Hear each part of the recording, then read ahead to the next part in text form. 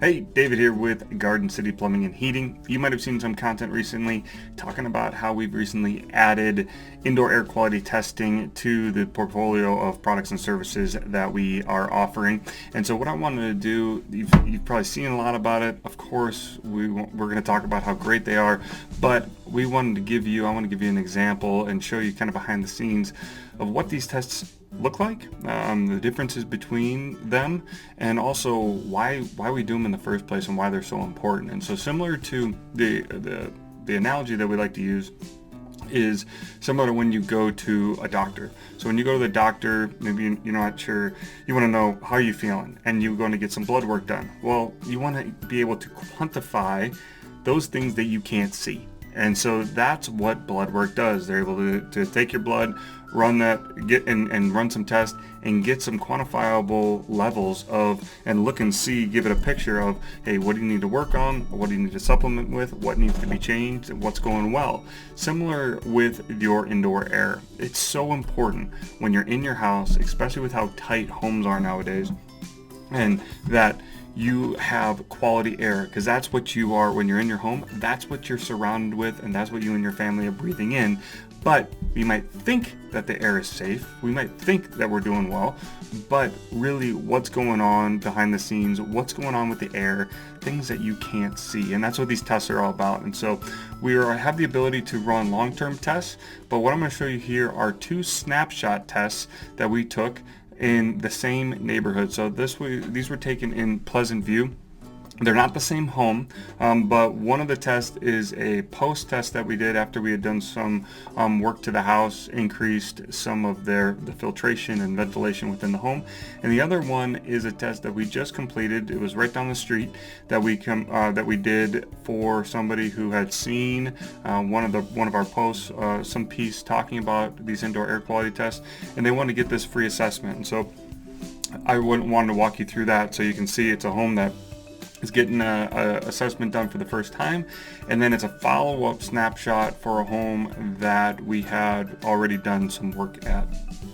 And so here's an example of the snapshot that we just had done. And so we haven't done any work there. They wanted to come, they want to see really what's the picture, what's the diagnosis of the air that they're breathing. And you can see here's kind of a summary up top, but you're looking at the particles. You've got different things that it's testing for. One of them would be particulate matter in the air. Another one's going to be chemical compounds that are found in the air, VOCs, and then you've got carbon dioxide levels, temperature, relative humidity, and then also carbon monoxide. And in this case, and we'll see lower, when it comes to comfort and safety and carbon monoxide, the home checked out good. It was a green check mark. But things of concern were particulate matter in the air. And what's cool about these tests is it'll tell you the levels of what you have, and then also some suggestions, some potential causes, and then some suggestions of recommended actions that you could take to help alleviate or make that particular level go down into that safer zone. And so right here you can see the particulate matter is through the roof, especially if anybody in your family is dealing with asthma, any respiratory issues. This is especially irritating to those. But you can see that the particulate matter is extremely high, and action is definitely necessary. You can also see on the chemical side, so VOCs, these would be chemicals that can come from a variety of sources. It could be off-gassing of building materials, if you got new furniture, carpet, paint, those types of things. There can be a variety of issues, but that being said, you can see here that they're not in the red, but they're definitely in the orange, where you might want to look at taking some action, doing some things there. Carbon dioxide, especially with our homes being tighter, they like to tout it as they're more energy efficient homes. But that when they're tighter, you're not getting as fresh air coming in, and that the ventilation, and so replenishing with fresh air in the home, and that tightness can cause carbon dioxide levels to go up. And so that's where another recommended action item, like I said, the temperature, relative humidity, and carbon monoxide was all good. Now, if you compare that to a home that we've done some work in, we've increased the ventilation to get fresh air in and that stale air out. And we've also added filtration, increased filtration, Lennox Pure Air, and things like that that would help to increase the filtration in the home. You can see here that, like I said, this is a snapshot in time. If we did the long-term test, you would see over a period of days, you would see how those levels oscillate throughout the day. You might see peaks in this, for instance, in chemicals. You might see peaks in chemicals, and you can tell the time of the day on that test. You can tell when you cook because you'll see an increase in chemical particulate in the air.